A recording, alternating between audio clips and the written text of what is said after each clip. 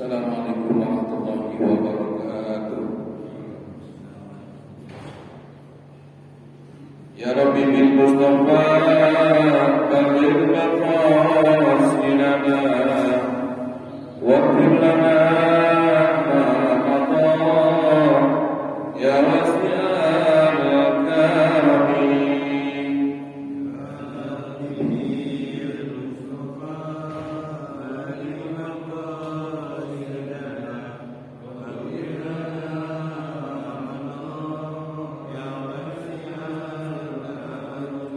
Ya akramal khalqi man a'udhu bihi siwaka 'inda hululil hadisil 'alami. Ya Rabbi bil Mustafa balligh maqasidana waghfir lana ma qada ya wasi'al karami. ولا يضيق رسول ورجاه نبي إذ الكريم تجلى باسم منتقم. يا رب بالمصطفى بلغ مقاصدنا واغفر لنا ما مضى يا واسع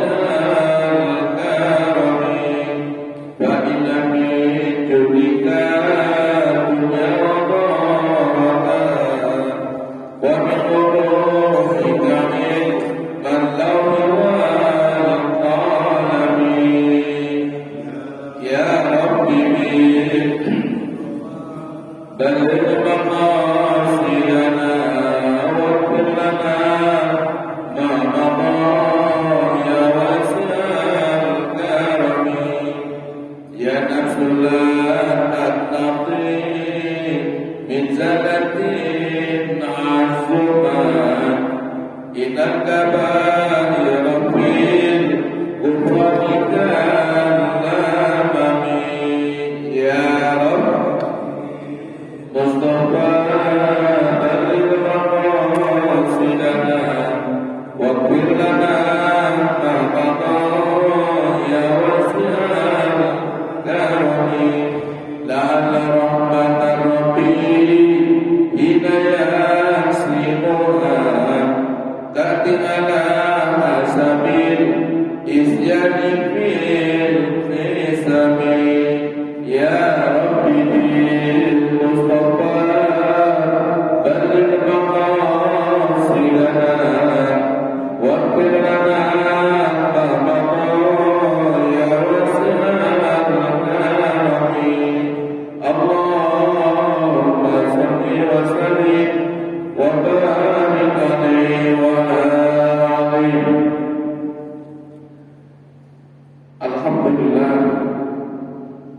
Alhamdulillahilladzi faddala bani Adam bil ilmi wal amal.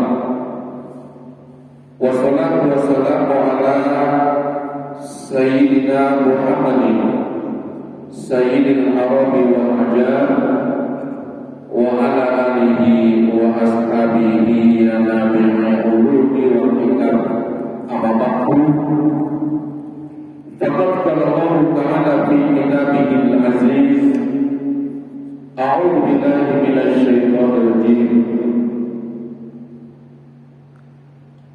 Wasbu 'alaihim naba'an adama bil haqq id qarraba qurbanan min ahadihima wa lam yutaqabbal min al-akhari. Qala la'aqulannaka. Qala innama yataqabbalu Allahu minal muttaqin. Allahumma bika asbahna wa bika amsayna wa bika nahya wa bika namut wa ilaika nusyur.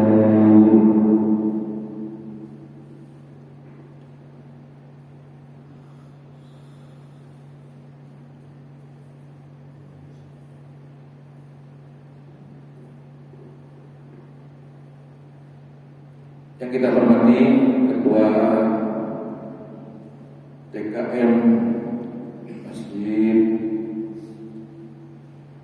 ya sama-sama insyaallah diberkahi oleh Allah Subhanahu wa taala. Berjamaah kuliah subuh yang insyaallah pada pagi hari ini kita akan membahas tentang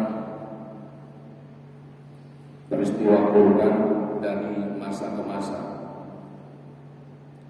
Hari ini dengan izin dan ridha Allah kita telah memasuki bulan Dzulhijjah, bulan haji, di mana kita lihat dalam media sosial, berita di TV, para jamaah haji sudah berkumpul di Mekah Al-Mukarramah. Begitu takjub kita melihat tayangan itu, yang kemarin-kemarin jamaah haji itu terbatas karena COVID-19, Masya Allah. Tahun ini begitu membludak. Bersyukur kita kepada Allah Subhanahu wa taala. Mudah-mudahan para jamaah haji kita dipelihara kesehatannya oleh Allah Subhanahu wa taala, dijadikan hajinya haji yang mabrur, amin ya rabbal alamin. Dan bagi kita di sini yang tidak menunaikan ibadah haji, mudah-mudahan dengan niat tulus ikhlas kita ibadah kepada Allah Subhanahu wa taala dan kita berniat suatu saat akan dipanggil oleh Allah untuk ibadah haji. Mudah-mudahan amalan kita pun menjadikan seimbang dengan ibadah haji yang telah dilaksanakan oleh saudara-saudara kita di tanah Mekah. Amin ya rabbal alamin. Jemaah sekalian, sesuai dengan apa yang saya sampaikan tadi, kita tidak membaca kitab Nasul Ibad pada pagi hari ini. Kita konsentrasi tentang sejarah berkurban dari masa ke masa. Adalah Allah Subhanahu wa taala berfirman di dalam surah Al-Maidah ayat 27. A'udzu billahi minasyaitonir rajim.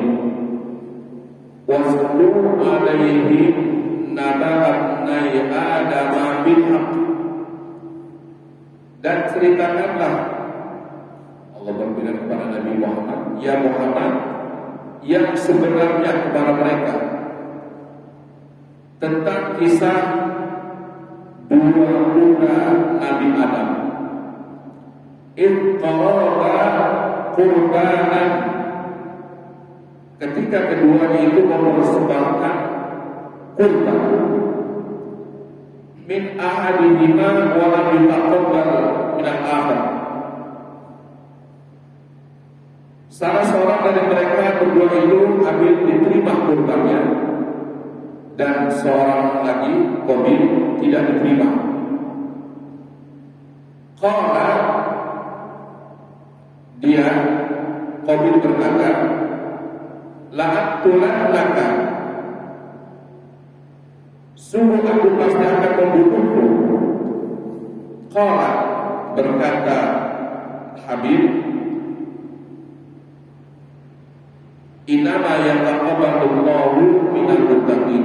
Sesungguhnya Allah hanya menerima amal kurban dari orang yang bertakwa. Masya Allah. Jemaah sekalian, Nabi kita Muhammad SAW disuruh oleh Allah untuk menceritakan tentang putra-putra Nabi Allah Adam alaihissalam, Qabil dan Habil. Qabil dan Habil ini yang Allah Subhanahu wa taala anugerahkan sebagai buah perkawinan antara Nabi Adam dan Hawa. Yang kita tahu dalam kisahnya, Qabil ini lahir dari rahim Hawa. Dia kembar. Qabil dengan adik perempuannya, dengan saudara kembarannya, ya, yang bernama Ikrimah. Kemudian Habil lahir dengan saudara kembarnya perempuan bernama Labuda. Kehidupan mereka aman, damai, tentram, baik-baik saja, sehingga sampai pada batas waktunya dia sudah atas umur berkeluarga. Diceritakan bahwa Qabil itu dia seorang petani, sedangkan Habil profesinya sebagai peternak. Kehidupan mereka berjalan dari waktu ke waktu. Kemudian datang waktunya perintah Allah agar anak-anaknya ini dikawinkan, tapi dengan bersilah. Qabil harus menikahi Labuda, adiknya atau kembarannya Habil, sedangkan Habil harus menikah dengan Ikrimah, saudara kembarannya Qabil. Nah, dari sinilah terjadi sesuatu yang tidak mengenakan. Qabil berkata, dia ingin menikah dengan kembarannya sendiri, Ikrimah, yang parasnya lebih cantik, berseri, menawan. Sedangkan Labuda, kembarannya Habil, dia tidak tertarik karena tidak mempunyai wajah yang cantik. Karena itu kalau sudah tertentu dari Allah, maka kemudian keduanya dipersilakan untuk memberikan persembahan kepada Allah dengan cara berkurban. Berdasarkan mereka berdua, Qabil mempersiapkan bahan-bahan makanan karena dia seorang petani. Tapi yang dia persembahkan itu bukan yang terbaik. Dari hasil pertanian yang dia dapatkan, yang dia hasilkan, dia korbankan, dia persembahkan bahan-bahan makanan yang tidak bagus, ya. Bibit-bibit makanan, bahan-bahan makanan yang mudah rusak. Sedangkan Habil mempersembahkan seekor kambing yang dia pelihara, dan itu bagus, mulus, tidak ada cacat. Maka kalau berkorban itu, bagi jamaah sekalian dan saudara mendengarkan pengeras suara ini, kalau berkorban harus hewan kurban yang tidak ada cacatnya, yang badannya gemuk, banyak isi dagingnya, bukan yang kurus, dan juga bukan hewan yang sakit. Nah, Habil seperti itu.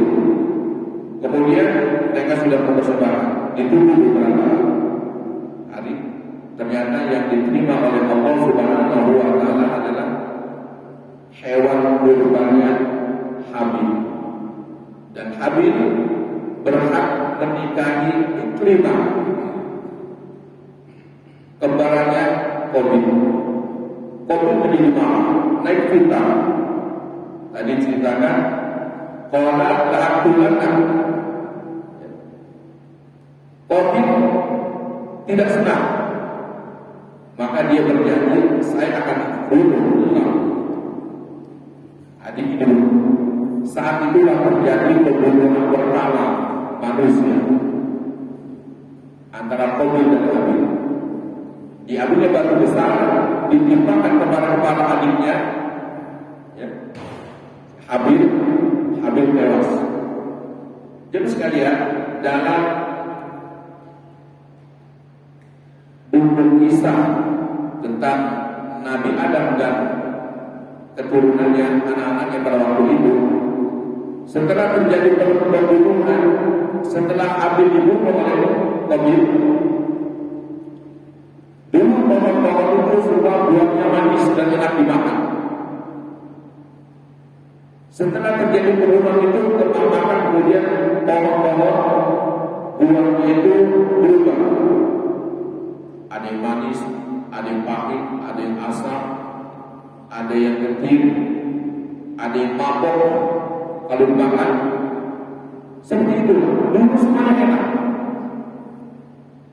Dan dulu pohon-pohon itu tidak ada yang memiliki bulu.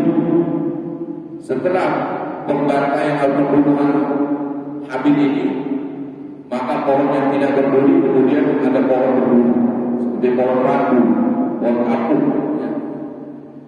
Dan pohon-pohon yang lain. Ada mawar, bunga yang bagus, juga kemudian dia tumbuh berbulu. Dulu sebelum itu, sebelum terjadi pembunuhan, semua pohon buahnya manis semua, enak dimakan. Dan setelah itu kemudian menyusul bertahun. Ada pohon yang bisa menjadikan untuk obat dan sebagainya dan sebagainya. Nah, itulah Allah Subhanahu wa taala berfirman kepada Nabi kita Muhammad SAW untuk menceritakan kepada sahabat-sahabatnya dulu tentang kisah Nabi Adam dan putra-putrinya. Diceritakan dalam Al-Quran yang sebagaimana saya bacakan tadi, ya, Masya Allah. Dan hewan yang dipersembahkan oleh Abil tadi ini disambut dengan api, kemudian naik ke langit. Yang nanti ada kisah lanjutannya tentang pengorbanan Ismail alaihissalam atas perintah Allah dari Nabi Allah Ibrahim alaihissalam. Masya Allah.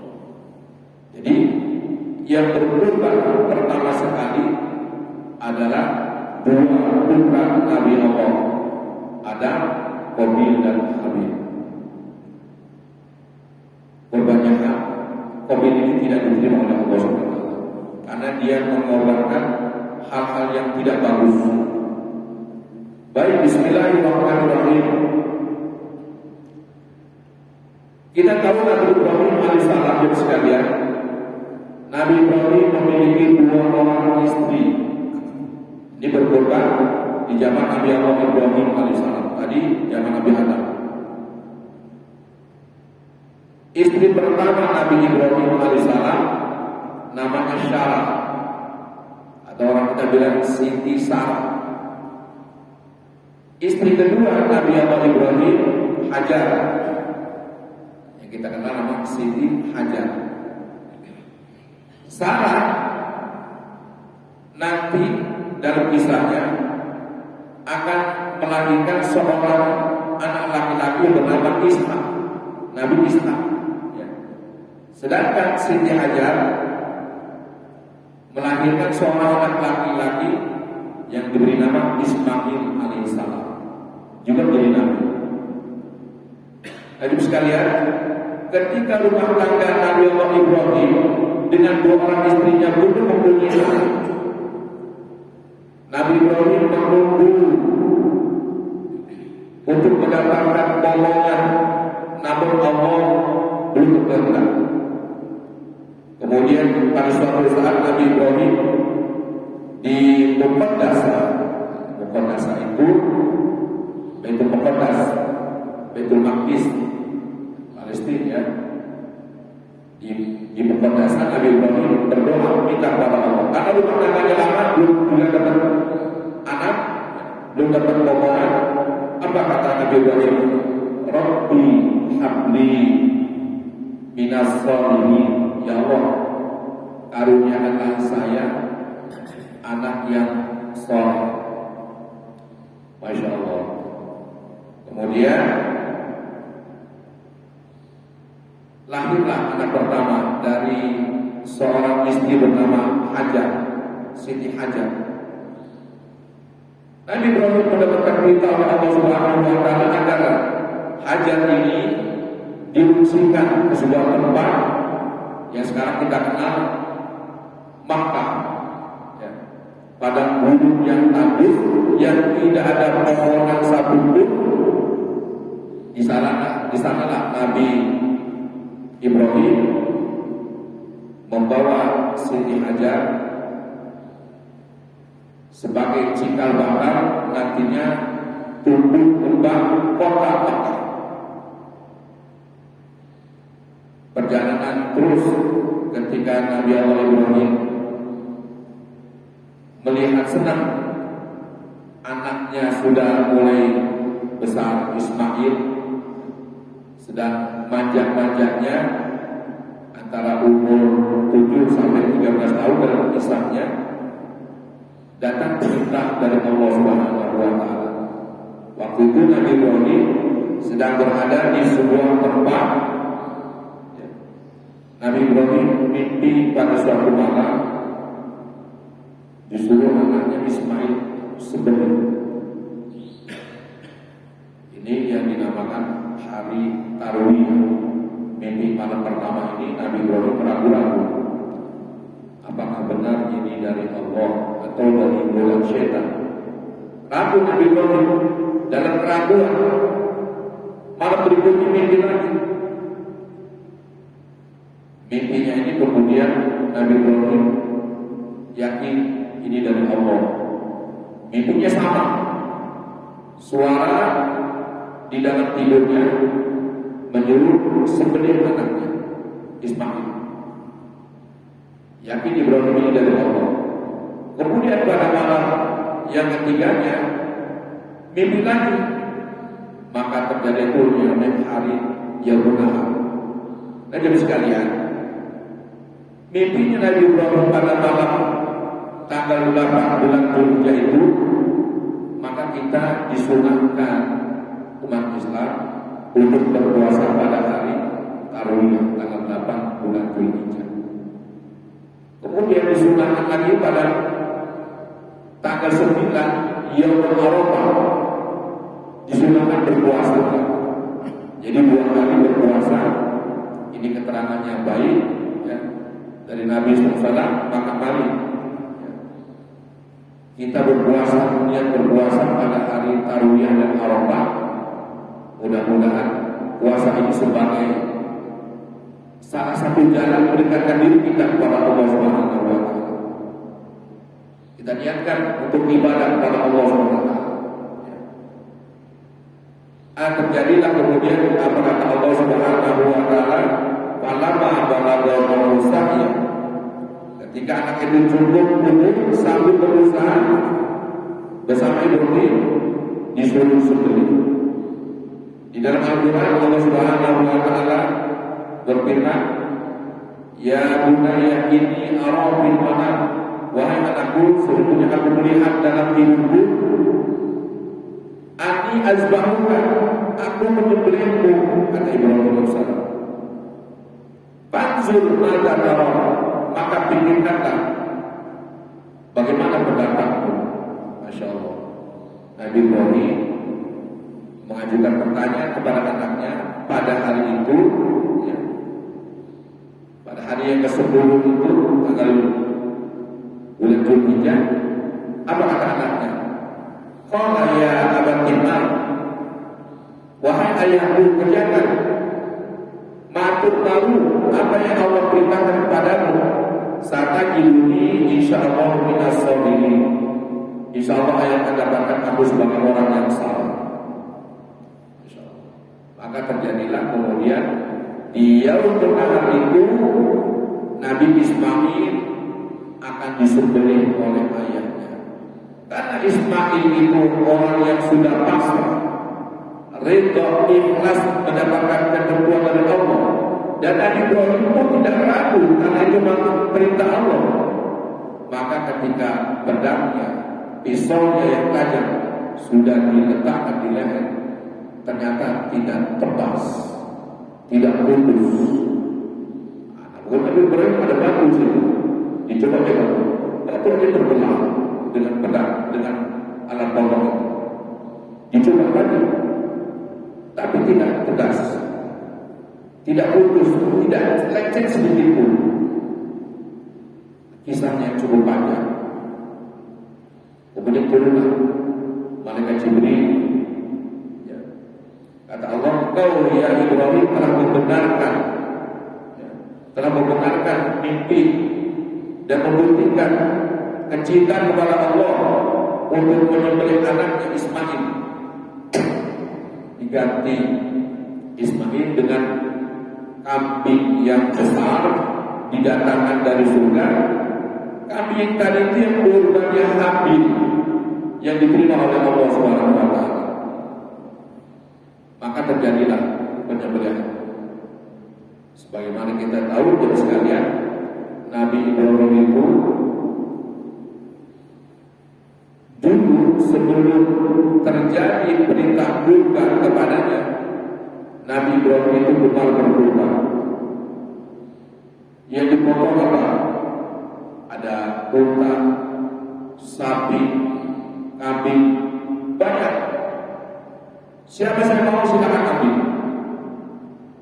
Sampai orang-orang kagum dengan keberanian Nabi Allah Ibrahim tidak berkorban.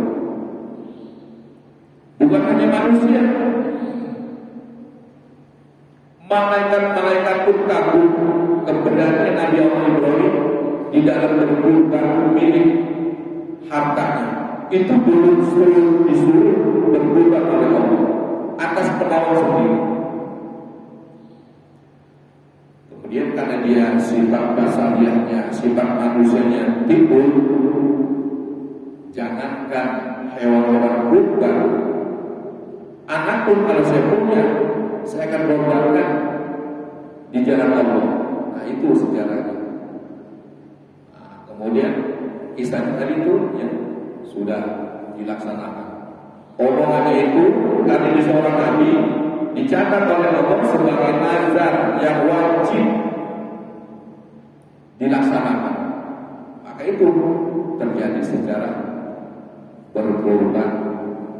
Nabi Ismail disembelih oleh ayahnya Ibrahim alaihissalam karena keduanya ini seorang hamba-hamba Allah yang soleh, maka Allah tidak ingin melukai hamba-hambanya, maka digantilah Ismail dengan hewan kurban yang habis yang diterima oleh Allah Subhanahu wa taala.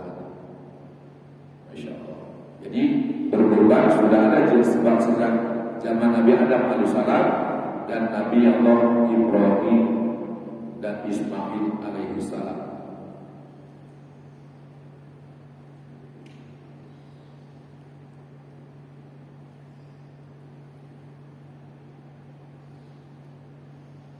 Kemudian sekalian, berkorban pada zaman Nabi Allah, Nabi kita Muhammad Sallallahu Alaihi Wasallam. Dulu orang-orang Mekah itu kalau berkorban dia potong unta atau kambing, daging dan darahnya itu tembok-tembok Ka'bah itu dibalur dengan daging ya, darah-darah juga dibalurkan. Sampai sahabat-sahabat, ya Rasul, bukankah kita lebih berhak dari mereka? Kemudian turunlah pernyataan Allah Subhanahu wa taala, la yanallahu luhumuha wa la dima'uha walakin yanallahu taqwa minkum. Daging dan darah korban tidak sampai kepada Allah. Yang sampai kepada Allah adalah niat takwa. Niat takwanya, nilai takwa kita kepada Allah Subhanahu wa taala.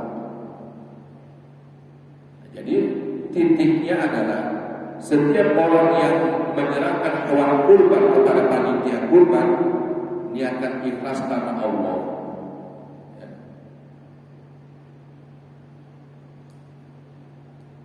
Buat orang-orang yang punya kemampuan dan sekalian, tapi dia tidak mau berkorban, ya. Kata Nabi Sallallahu Alaihi Wasallam, "Man kana lahu sa'atan, walam yudhih, fala yuqribanna musallah." Barang siapa mendapatkan kemampuan tapi tidak mau berkorban, kata Nabi, jangan dekat dengan tempat sholat kami.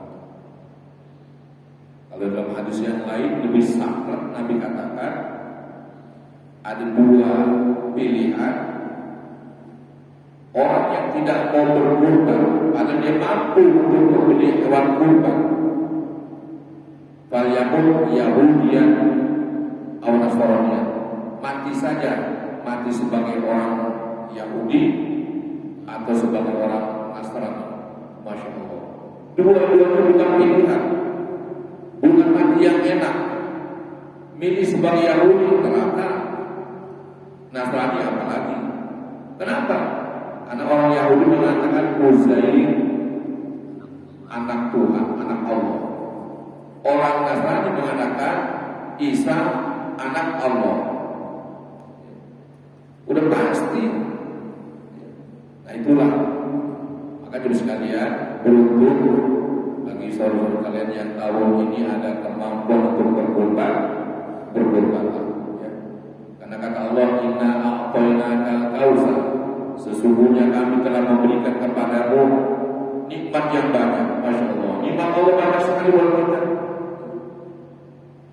Fasholli rabbika wanhar, maka sebagai aplikasi bukti nyata keimanan kita, ketakwaan kita kepada Allah, syukur nikmat yang Allah berikan, salat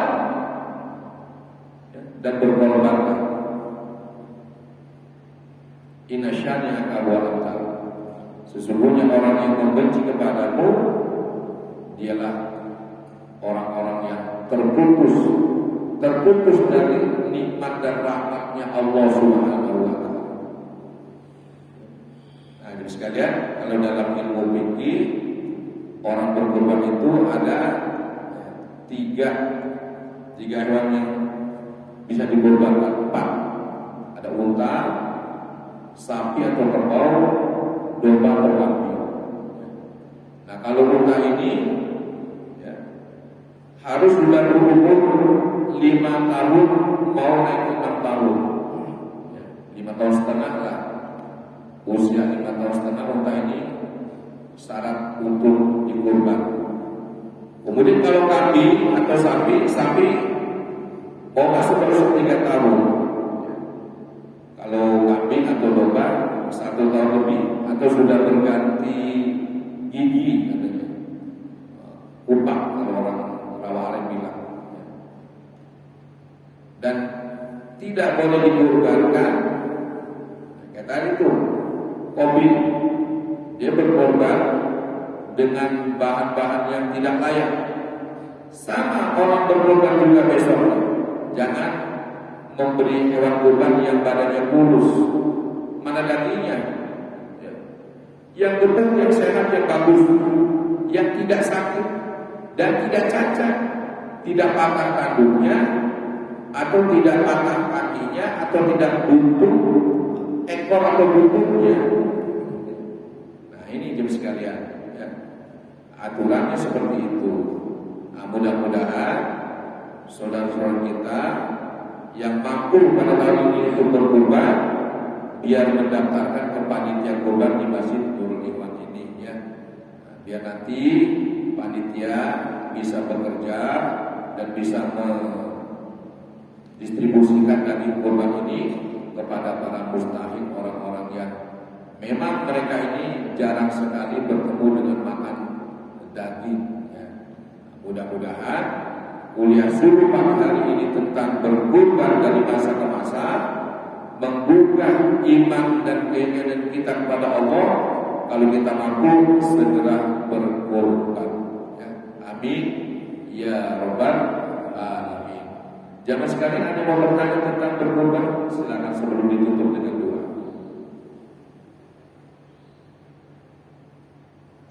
Ada ya? Baik, kalau tidak ada, kita tutup dengan doa. Mudah-mudahan kita minta kepada Allah sebelum pelaksanaan Idul Kurban, ya, minta kepada Allah mudah-mudahan kita dapat rezeki yang besar, ya, dapat rezeki kaget, kita bisa beli hewan kurban. Amin ya rabbal alamin. Al-Fatihah. A'udzubillahi minasyaitonir rajim. Bismillahirrahmanirrahim. Alhamdulillahi rabbil alamin. Arrahmanir rahim. Maliki yaumiddin. Iyyaka na'budu wa iyyaka nasta'in. Ihdinas siratal mustaqim. Siratal ladzina an'amta 'alaihim ghairil maghdubi 'alaihim waladdallin. Amin. Astagfirullahaladzim. Bismillahirrahmanirrahim. Alhamdulillahirabbil alamin. Allahumma shalli ala sayyidina Muhammad wa ala ali sayyidina Muhammad. Allahumma inna nas'aluka bika an tusalli wa tusallima ala sayyidina Muhammadin wa ala jami'il anbiya wal mursalin wa ala alihi wa ashabihim ajma'in. Antar lana ma madha tahfazana bima baqiya ya karim. Allahumma ighfir lana dhunubana wa walidayna warhamhum kama rabbana shaghira. Walil masyayikhina wa ustadina wa jami'il muslimina wal muslimat wal mu'minina wal mu'minat al-ahya'i minhum wal amwat. Rabbana hab lana min azwajina wa dhurriyyatina qurrata a'yunin waj'alna lil muttaqina imama. Allahumma bika asbahna wa bika amsayna wa bika nahya wa bika namutu wa ilaika nusyur. Allahumma ighfir li ummati sayyidina Muhammad. Allahumma arham ummata sayyidina Muhammad. Allahumma ighfir ummata sayyidina Muhammad. Allahumma ighfir ummata sayyidina Muhammad. Allahumma rabbal hilli wal haram wa rabbal baitil haram wa rabbal mash'aril haram wa rabbal rukni wal maqam. Abdikna li sayyidina Muhammadin minna salam. Assalamu alayka ya Rasulullah. Assalamu alayna wa ala ibadika sholihin. Rabbana atina fid dunya hasanah wa fil akhirati hasanah wa qina azabannar wa adkhilna jannata ma'al abrar ya aziz ya ghafar ya rabbal alamin. Bi Allahumma wa tahiyyatuhum fiha salam wa akhiruna alhamdulillahi rabbil alamin. Assalamualaikum warahmatullahi wabarakatuh. Saat menanya ini kan, itu kalau orang udah meninggal itu gimana dikorbankan gimana? Misalkan kita punya sendiri orang yang hidup ini tapi punya orang tua udah meninggal, itu aktualnya dikorbankan atau yang hidup aja kan? Boleh, nggak apa-apa. Diniatkan berkorban untuk almarhum, boleh, dibolehkan.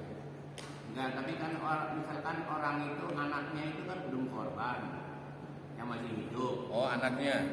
Atau kita perlu orang tuanya dulu atau anaknya kan? Kalau bisa kita dulu yang masih hidup, ya berkorban. Kemudian ada rezeki lagi, niatkan untuk orang tua kita yang sudah meninggal. Kalau sapi kan 7 orang itu. Iya, sapi 7 orang. Bahkan ada keterangan juga Pak, walaupun kita korban 1 ekor kambing, niatkan untuk semua keluarga kita, istri, anak, bapak, ibu kita, boleh nggak apa-apa, ya. Nggak ada susah dalam agama, ya. Yang penting kita niat baik, ya. Ada lagi apa? Enggak. Pak, Ya. tahun berikutnya gitu. Misalnya yang tahun sekarang ini sudah tahun berikutnya orang tua yang sudah meninggal gitu. Boleh. Pak, langsung tahun itu juga. Kalau tahun ini kita dapat rezeki nomplok, gitu, tidak dapat rezeki banyak gitu ya. Kita mampu untuk kita berkorban, tapi buat orang tua kita juga bisa, sekalian nggak apa-apa. Nggak apa-apa ya. Kita korban tahun ini, kemudian masih ada uang, beli lagi udah buat bapak kita, boleh, nggak apa-apa. Bagus Pak, cukup ya. Assalamualaikum warahmatullahi wabarakatuh.